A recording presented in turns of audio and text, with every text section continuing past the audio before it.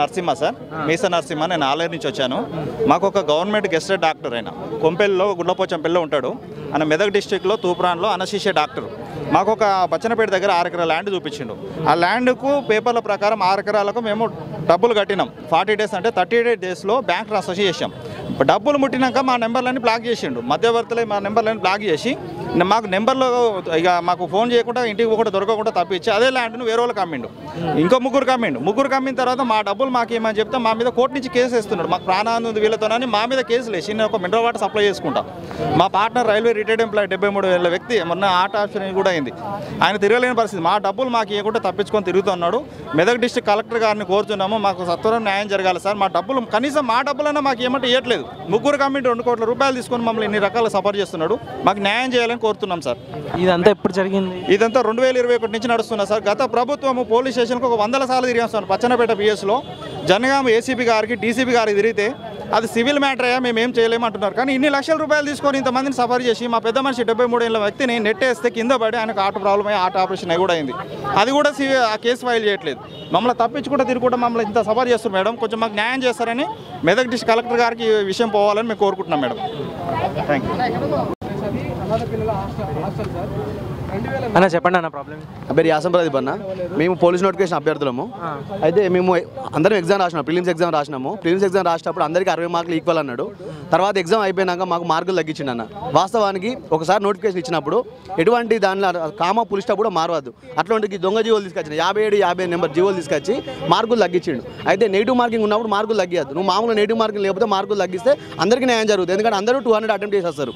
కానీ negative marking ఉన్నప్పుడు కొందరు 70 పెడతారు, కొందరు 80 పెడతారు, కొందరు 100 పెడతారు. ఏం రానో 200 పెట్టేస్తాడు. ఇవాళ ఏం రానో 200 పెట్టొచ్చినాడు బాగుపడ్డాడు. మేము సబ్జెక్ట్ తెలిసిన వాళ్ళు నష్టపోయినాం. అయితే దీని మీద మేము ఆల్రెడీ హైకోర్టులో కేసు వేసినాము. అన్ని కేసులు పెండింగ్లో ఉన్నాయి. ఈ ఒక్క కేసు అని కాదు, మొత్తం 60 కేసులు పడ్డాయి. ఇవన్నీ 60 రకాల కేసులు మొత్తం ఇవి. ఎంహెచ్ఎస్ఆర్ బోర్డుకి వెళ్ళాల్సిన రోజు 18th రోజు రిలీజ్ చేస్తే 19th కేసు ఎంహెచ్ఎస్ఆర్ బోర్డుకి వెళ్తే వాళ్ళు అక్కడ రావు అని చెప్పేసి రాంగ్ క్వశ్చన్స్ కేసు. అందుకని చెప్పేసి 28th రోజు సిఎస్కి వెళ్ళాం సార్. ఇట్లా రకరకాల కేసులు పడ్డాయి అన్న. చాలా కేసులు ఉన్నాయి. మీకు ఇక్కడ ఉంది కేసుల లిస్ట్. ఇది మొత్తం 22 సమస్యలు. 22 సమస్యల మీద ఇప్పటికి 60 డబ్ల్యూపీ నెంబర్ పడ్డాయి. మొత్తం 60 కేసులు పడ్డాయి. 60 కేసులు పడ్డప్పుడు కూడా ఏదైతే ఉందో గత ప్రభుత్వం బీఆర్ఎస్ ఏదైతే ఉందో విద్యార్థులకి అన్యాయం చేయాలని ఇది తీసుకొచ్చింది. రిక్రూట్మెంట్ అనేది 90,000 నోటిఫికేషన్ వేసింది. 90,000 నోటిఫికేషన్ వేసింది కానీ ఏ ఒక్క భర్తీ కూడా చేయలేదు ఇంతవరకు. ఒక్క నోటిఫికేషన్ కూడా భర్తీ చేయలేదు. అన్నీ అక్కడ మన పేపర్లు అమ్ముకున్నారు. గ్రూప్ అనేమో పేపర్లు అమ్ముకుని అట్లా చేశారు. టీఎస్పీఎస్సీ ప్రక్షాళన చేస్తా అంటారు రేవంత్ రెడ్డి సార్. మరి టీఎస్ఎల్పీఆర్బీ బోర్డు ఎందుకు ప్రక్షాళన చేస్తలేరు? టీఎస్పీఎస్సీలో తప్పులు జరిగినాయా? టీఎస్ఎల్పీఆర్ తప్పులు లేవా? ఇవి తప్పులు కనబడతలేవా? ఇన్ని కేసులు పడ్డాయి. కేసులు పడ్డప్పుడు ఓన్లీ టీఎస్పీఎస్సీనే మాట్లాడడం మాకు చాలా బాగుంది. ఎందుకంటే మేము గత ప్రభుత్వానికి గద్దె దించాలని మేమందరం రేవంత్ రెడ్డి సార్ మేము కలిసినాము. మేము కూడా ఈ సమస్య మీద ఆల్రెడీ లెటర్ ఇచ్చినాము. మాకు స్పందిస్తా అని చెప్పిండు. ఏమని అన్నాడు? మా ప్రభుత్వం లేదు, మా ప్రభుత్వం వస్తే ఖచ్చితంగా మేము ప్రక్షాళన చేస్తామన్నాడు. మరి ఇంతవరకు స్పందన లేదు. మేము అడుగుతున్నాం ఏంటంటే ఒక 5 నిమిషాలు మాకు రేవంత్ రెడ్డి సార్ మాకు అపాయింట్మెంట్ ఇస్తే మేము మా సబ్జెక్ట్ మొత్తం చెప్తాము. దీనికి ఒక న్యాయశాల వేయచ్చు. దీనికి ఇప్పుడు ల్యాండ్ ఆర్డర్ ప్రాబ్లం అవుతుంది. 46 జీవో అని, రాంగ్ క్వశ్చన్ అని, 57-58 జీవో అని, జాబ్ వచ్చిన వాళ్ళు జాబ్ వచ్చిందని, జాబ్ ట్రైనింగ్ పోవాలని వాళ్ళు, 46 జీవో రద్దు చేయాలని వీళ్ళు, మేము 57 జాబ్ రద్దు చేయాలని మేము, ఇలా రకరకాల ప్రాబ్లమ్స్ ఉన్నాయి. దీనికి ఒక న్యాయ కమిటీ వేసి ఒకటి మంచి అంటే ఎట్లా అంటే అందరికీ న్యాయం జరిగే విధంగా ఏదైనా కమిటీ చేయొచ్చు. దీని మీద సిట్టింగ్ చేసి విచారణ చేయొచ్చు. చాలా ఉన్నాయి. మేము మాట్లాడతామంటే మాకు ఇంతవరకు అవకాశం కల్పిస్తలేదు. 3 వీక్స్ అవుతుంది గవర్నమెంట్ వచ్చి, అయినా కానీ మీకు ఛాన్స్ ఇస్తలేడు అన్న. ఇప్పుడు ఒకటి ఏమంటున్నారు రేవంత్ రెడ్డి సార్ ఏమన్నాడు? ఇది నిరుద్యోగుల ప్రభుత్వం, ప్రజల ప్రభుత్వం, నిరుద్యోగులే గెలిపించుకున్నారు అన్నాడు. మరి నిరుద్యోగులు ఎందుకు పట్టించుకుంటలేరు? మేమే కదా నిరుద్యోగులం. మేము సొంతంగా డబ్బులు పెట్టుకొని తిరిగినామన్నా. సొంతంగా డబ్బులు పెట్టుకొని తిరిగినాం. బస్సు పెట్టుకొని తిరిగి తెలంగాణ గవర్నమెంట్ కాంగ్రెస్ గవర్నమెంట్ని గెలిపించుకున్నామన్న. 2022లో వచ్చిన నోటిఫికేషన్ నుంచి ఇప్పటి వరకు ప్రతి ఒక్క దాంట్లో అవకతవకలే అన్న. లాంగ్ జంప్ అవకతవకలే, ప్రిలిమ్స్ అవకతవకలే.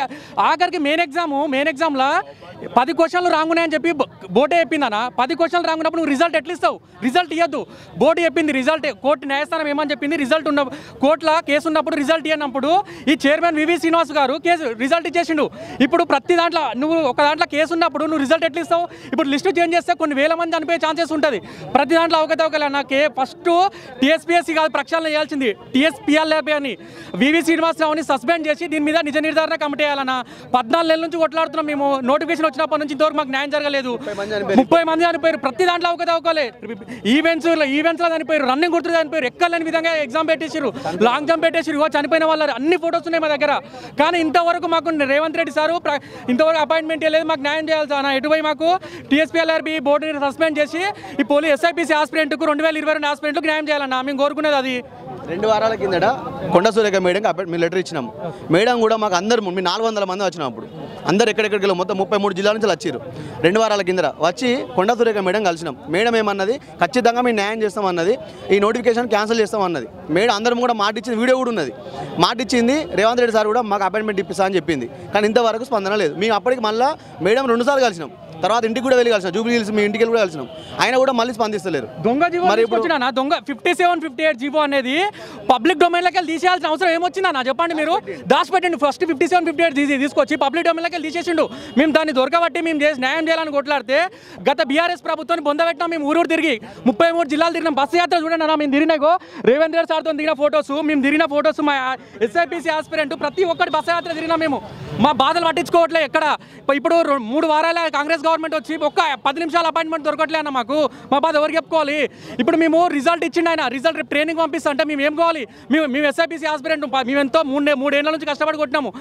ప్రతి ఎగ్జామ్లో మేము అవకతవకలే అన్న, ప్రిలిమ్స్లో అవకతవకలే, ఈవెంట్స్లో అవకతవకలే, మెయిన్స్ ఎగ్జామ్లో అవకతవకలే, దొంగ జీవాలు తీసుకొచ్చిండు. అసలు ఫస్ట్ ప్రక్షాళన చేయాల్సింది టీఎస్పీఎస్సీ ఎంత ఉందో దానికి డబల్ టీఎస్ఎల్ పిఆర్బీ ఉంది. టీఎస్ఎల్ పిఆర్బీ బోర్డుని వివి శ్రీనివాస్ 30 మంది చనిపోయారు అన్న ఎగ్జామ్లో. రన్నింగ్ కొడుతుంటే చనిపోయారు, అంత స్పాట్ చచ్చిపోయారు తెలుసా? రన్నింగ్ కొడుతూ 600 తెచ్చిండు.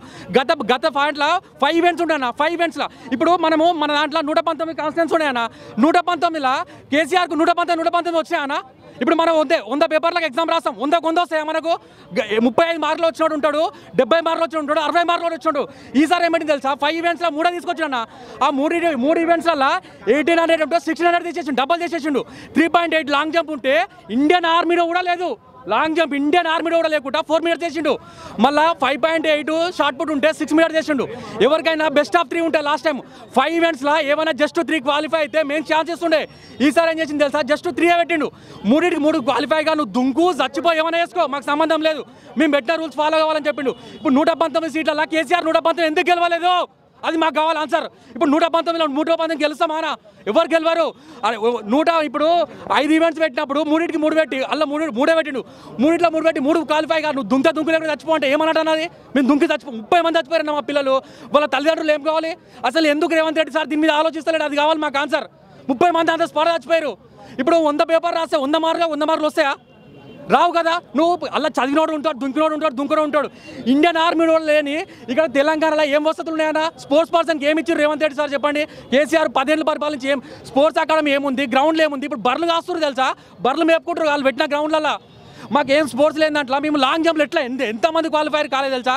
8 లక్షల మంది ఎగ్జామ్ రాస్తానా, 1,00,000 మంది పోయినారు మెయిన్స్. అంతే 1,00,000 మంది అంటే 7 లక్షల మందిని దొక్కేసింది గత బీఆర్ఎస్ ప్రభుత్వము, గత వివి శ్రీనివాసరావు.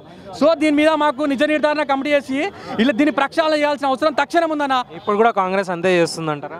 కాంగ్రెస్ అంతే చేస్తే ఇప్పుడు మేము 2 వారాలైనా 3 వారాల కాంగ్రెస్ గవర్నమెంట్ వచ్చి మేము ప్రతిరోజు ఇప్పటికీ ఒక 10 సార్లు రిప్రజెంట్ చేయొచ్చు. ప్రగతి భవన్కి వెళ్ళాము.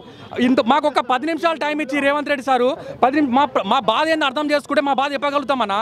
ఇప్పుడు నువ్వు పెట్టిందే 5 ఈవెంట్స్ అన్న. 5 ఇట్లల్లో 5 క్వాలిఫై అంటే ఎట్లా క్వాలిఫై అని చెప్పు? పోయినసారి 5 ఉంటే ఈసారి 3 చేసిండు. చెప్పండి ప్రాబ్లం. నా పేరు అనిత అండి, స్టాఫ్ నర్సు. మేమందరం ఇక్కడ 317 జీవో ఎఫెక్టెడ్ పీపుల్. మేమందరము 2021 నోటిఫికేషన్లో వచ్చిన స్టాఫ్ నర్స్ రిక్రూట్మెంట్ ద్వారా రిక్రూట్ అయ్యాము. రిక్రూట్ అయినాక 6 నెలల్లోనే వితిన్ 6 మంత్స్లోనే మేమందరం జూనియర్స్ అన్న ఒకే ఒక్క రీజన్తో మా నేటివిటీ, మా లోకల్, మేము పుట్టి పెరిగిందంతా హైదరాబాదేనండి. ఒక్కొక్కరు వాళ్ళ లొకాలిటీ మొత్తం కోల్పోయి అర్ధరాత్రి మెసేజెస్ ఇచ్చారు. అర్ధరాత్రి మెసేజెస్ ద్వారా మేమందరం మాకు కాని చోట్లో వెళ్ళి మేమందరం ఉద్యోగాలు చేసుకుంటున్నాము. కోరుకుంటున్నాము. పిల్లలందరినీ వదులుకొని పెద్దవాళ్ళు వాళ్ళ హెల్త్ బాగాలేకపోయినా వాళ్ళందరినీ వదులుకొని ఎంతో దూరం 250 కిలోమీటర్ల దూరంలో నాకు ట్రాన్స్ఫర్ ఇచ్చారండి. అంత దూరం వెళ్ళి మేము ఉద్యోగం చేయాల్సి వస్తుంది. దాని గురించి మేమందరము 2 సంవత్సరాలుగా పోరాడుతున్నామండి. 220 మంది కలిసి కోర్టులో కేసు వేసాము. మా నేటివిటీ మాకు కావాలి అని. కోర్టు ద్వారా మా అందరికీ సంతోషకరమైన వార్త అయితే వచ్చింది. కానీ ఈ ప్రభుత్వం ద్వారా మేమందరం కోరుతున్నది ఒకటే, మా నేటివిటీ మాకు కావాలని కోరుకుంటున్నాం. థ్యాంక్ యూ అండి. గత ప్రభుత్వంలో మేము హైకోర్టులో కేసు వేయడం జరిగింది సార్. లాస్ట్ ఏప్రిల్లో వచ్చేసింది సార్ ఆర్డర్ అనేది. వచ్చిన తర్వాత 8 వీక్స్ లోపల దాన్ని డిస్పోజ్ చేయమని చెప్పేసి సంబంధిత అధికారులకు అందరికీ రెస్పాండెంట్ అందరికీ లెటర్ పంపడం జరిగింది. హైకోర్టు ఆర్డర్ ఇవ్వడం జరిగింది. ఇప్పటికే 8 మంత్స్ అయినా కూడా ప్రభుత్వం పట్టించుకోలే. గత ప్రభుత్వంలో మినిస్టర్లను కలవడం జరిగింది, హరీష్ రావు సార్ని కూడా కలవడం జరిగింది. రిఫర్ చేయడం ఎండోర్స్మెంట్ చేయడం తప్ప పని అవ్వలేదు సార్. ఈ ప్రభుత్వంలో ఖచ్చితంగా రేవంత్ గారి సమక్షంలో ఈ యొక్క ప్రభుత్వంలో సీఎం గారు ఖచ్చితంగా మాకు చేస్తారని, ప్రజల వద్దకు పాలనలాగా ఈరోజు ఖచ్చితంగా సామాన్య గొంతు వినిపించే విధంగా ఈ ప్రభుత్వం ఉంది కాబట్టి మాకు నమ్మకం ఉంది. ఖచ్చితంగా ఇమ్మీడియట్లీగా మాకు ఎవరైతే 120 మంది ఒక కేసు సార్, 104 మంది ఒక కేసు, 2 కేసులు మేము సక్సెస్ చేసుకున్నాం సార్ ఈ తెలంగాణ గవర్నమెంట్ విషయంలో, స్థానికత విషయంలో. ఈ స్థానికత ఆధారంగా మమ్మల్ని మా జోన్కి పంపించాలని కోరుకుంటున్నాం సార్. ఈ ప్రభుత్వానికి ప్రత్యేక ధన్యవాదాలు. ఖచ్చితంగా ఈ రేపు జరగబోయేటువంటి రిక్రూట్మెంట్ 30వ తారీఖు నుంచి వెరిఫికేషన్ జరుగుతుంది సార్. 7,000 పోస్టుల చిల్లర జరుగుతుంది సార్. ఆ పోస్టుల్లో కనుక ఒకవేళ వాళ్ళు కొత్త అభ్యర్థులు కనుక వచ్చినట్లయితే మా స్థానికత పూర్తిగా కోల్పోయే అవకాశం ఉంటుంది. ఖచ్చితంగా ఈ విషయంలో సానుకూలంగా స్పందించి వాళ్ళకంటే ముందే మమ్మల్ని షఫిల్ చేయాలని హైకోర్టు ఆర్డర్ ఉంది sir. Before the new recruitment they should be reshuffle అని చెప్పేసి క్లియర్గా ఆర్డర్ ఉంది. ఆయన కూడా ప్రభుత్వం స్పందించలేదు. కాబట్టి ఈ ప్రభుత్వంలో, కొత్త ప్రభుత్వంలో ఖచ్చితంగా న్యాయం జరుగుతుందని నమ్ముకుంటూ ఈ యొక్క అవకాశం ఇచ్చినటువంటి మీడియాకి మేము ధన్యవాదాలు తెలియజేసుకుంటున్నాం. మాతో పాటు ఒక్కొక్క నుంచి ఆదిలాబాద్, నల్గొండ, వికారాబాద్, నిజామాబాద్, వనపర్తి ఇలా రకరకాల జిల్లా నుంచి వచ్చాం సార్. సో కష్టపడి వచ్చాము కాబట్టి ఈ విషయాన్ని ప్రభుత్వానికి తెలియజేసి మీ ద్వారా ఖచ్చితంగా మాకు న్యాయం చేయాలని కోరుకుంటున్నాం సార్.